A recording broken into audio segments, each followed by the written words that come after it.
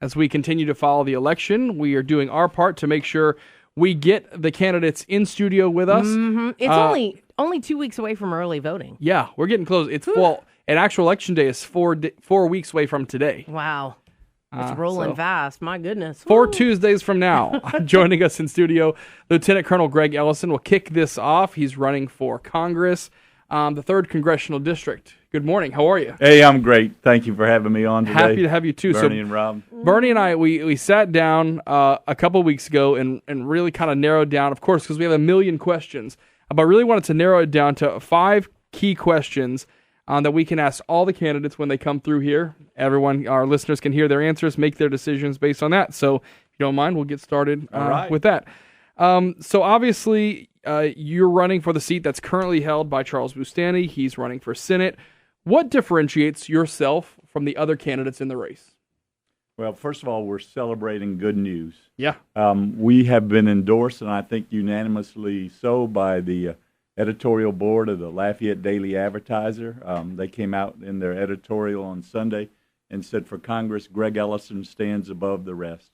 I think that's because of my proven leadership skills in both war and on community service, my understanding of the Middle East, and the fact that I'm the only candidate in this race in the oil and gas business.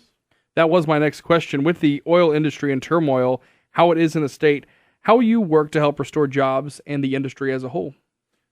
As you know, over 20,000 of our good friends and neighbors are out of work here in the oil patch, and that's because of low oil prices. And our career politicians, and no one else is talking about it in the race except me, they shrug their shoulders and they say, there's nothing we can do. We just got to ride it out and wait for higher prices to come back. But they're wrong. There's some things we can do about it.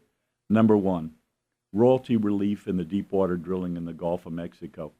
Every time an operator drills a well, right off the top, they pay 18+% to the federal government. We could have royalty relief and until a certain number of barrels have been recaptured, and that would jumpstart the oil and gas sector here. So tell us about your first month. Should you be elected, what does the first month in office look like for you? Changes you would make, first priorities? Well, a number of things. We need to repeal the well control rule that is put into place by the federal government that will drive operators out of the Gulf. It's a one-size-fits-all approach, that deals with blowout preventers. It deals with really egregious liability charges that are driving the field service companies out.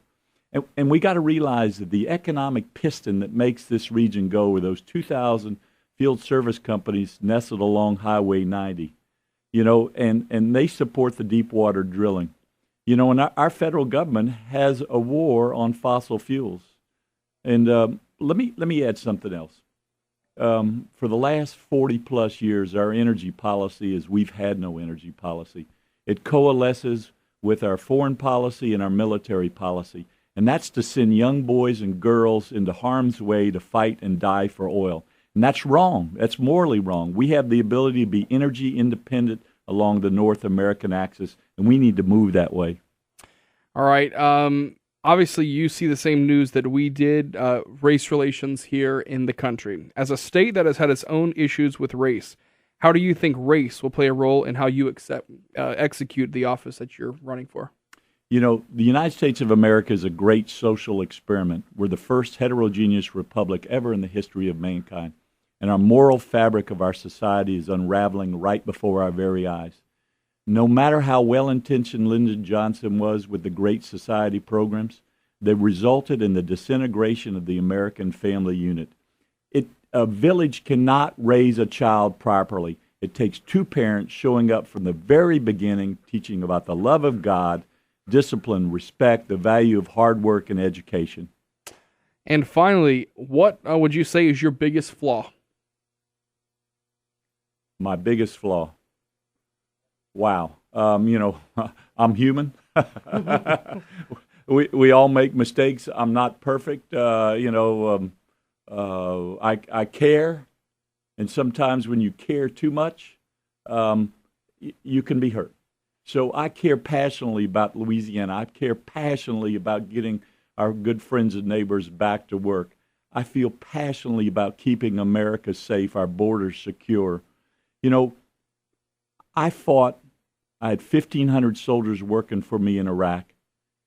And when I led those young troops through an Iraqi minefield, I was all committed to them.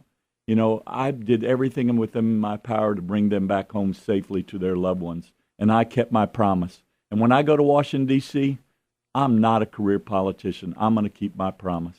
So for someone who doesn't know anything about the election, any of your opponents, and you're walking up to them for the first time, what's your 30-second spiel on why you should be the person they vote for? As we wrap up, of course, with Lieutenant Colonel Greg Ellison. I'm a West Point graduate. I led 1,500 soldiers in Iraq.